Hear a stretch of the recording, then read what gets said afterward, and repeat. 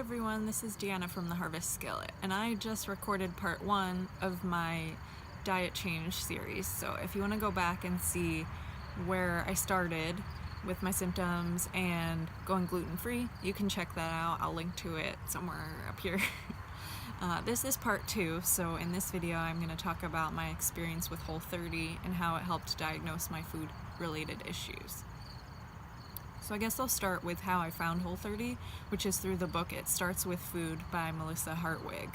So this book goes into the background of the diet. It walks you through what's allowed, what isn't allowed, the science behind things, and some tips and tricks for how to easily follow it. So if you aren't too familiar with Whole30, the premise is to eliminate most foods that people commonly react to.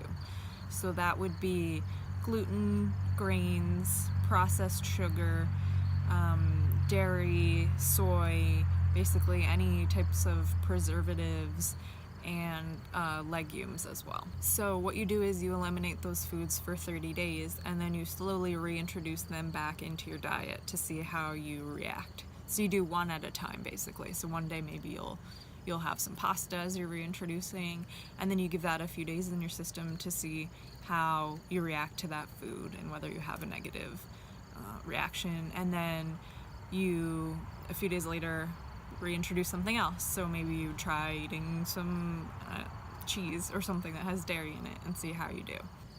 So I found that Whole30 was amazingly helpful in terms of diagnosing the foods that I was sensitive to. So as I mentioned in part 1, I already knew at this point when I did my Whole30 that I was sensitive to gluten. So I had already eliminated it from my diet completely, and I did the Whole30 because I knew there were still some foods that I was struggling with, but I didn't know what they were exactly, because it's sometimes so hard to tell what is causing problems, especially if there's more than one thing in your diet that's causing problems, as there was with mine. So some sort of traditional elimination diet is always helpful in those kind of cases. It's best to get all sorts of foods out of your system for a little period of time and stick to things you know you're not sensitive to, because it gives your body some time to heal, which is crucial in figuring out what is causing those problems for you.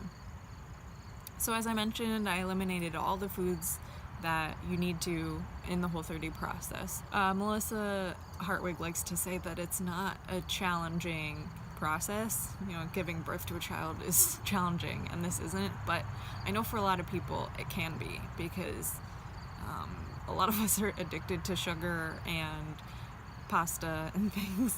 My husband just raised his hand. And so it's a struggle for people, and you know, you get through it, especially if you think you have some sort of underlying issue, and to me it was worth it the whole time. I never really slipped up or had any trouble.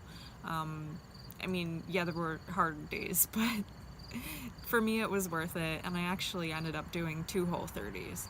I'd say the first was much more crucial in my healing, but the second one I did about a year later and found that that was kind of a good reset, because even if you don't necessarily have health issues, or if you're trying to diagnose something, maybe you just use it as like a nutritional reset, which helps if you feel like you've been maybe indulging in some things too much. It's always good for just kind of resetting where you're at. So as I mentioned, my first Whole30 was the one that was really the home run for me in terms of diagnosing my food issues. So, you know, you get through the 30 days and the reintroduction is really where all the magic happens. So for me, I started with some grains in my reintroduction and immediately noticed that it didn't go well. So I think the first time I had some corn, and it was just bad.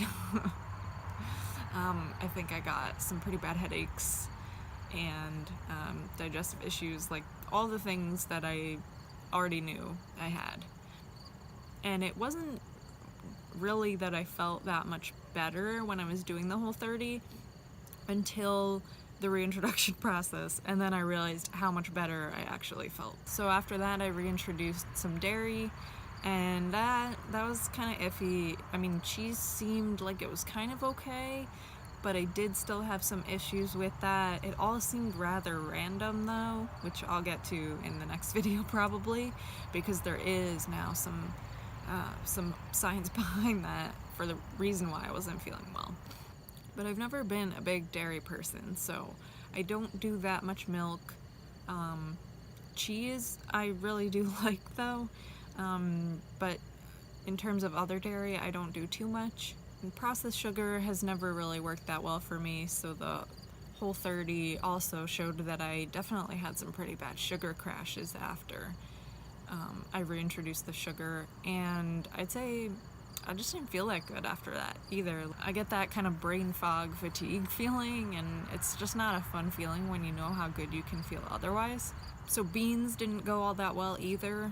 I definitely realized I had a problem with peanuts, which is sad because I love peanuts. They're probably one of my favorite foods, but to me it just wasn't worth it. I've had bad experiences with peanuts since then. I'd say most of the times I try to reintroduce them, I have a bad reaction, and I've actually gotten really dizzy from peanuts, like to the point where it was bad. I had to go lay down and didn't move for a very long time. So that was kind of one of those weird things. I was just like, I don't understand what's going on, but the Whole30 really kind of helped piece it together a little bit, I'd say, because I now had a list of the foods I knew I had issues with. And that's kind of a little overwhelming in my case because there were so many different foods, but I did eventually figure out that there was kind of a theme going on with them, and I'll go into a little bit more depth in the third part of this video with that, because I don't want to overwhelm you guys too much with this huge amount of information in one video. So to me, I'd say Whole30 was hugely helpful, as I've mentioned before. I would recommend it to pretty much anyone who's interested in kind of shifting their diet around. Maybe you've been struggling with symptoms you can't explain, maybe you want to lose a bit of weight, you know, basically anything that you think could be related to food. It's a good place to start. So in the next video, I will give you guys a little bit more information into the final piece of my health journey puzzle, and I hope you'll stick around for that one as well. So thank you guys for watching, and I will see you in the next video. Be sure to hit the like button and subscribe if you want to see more videos.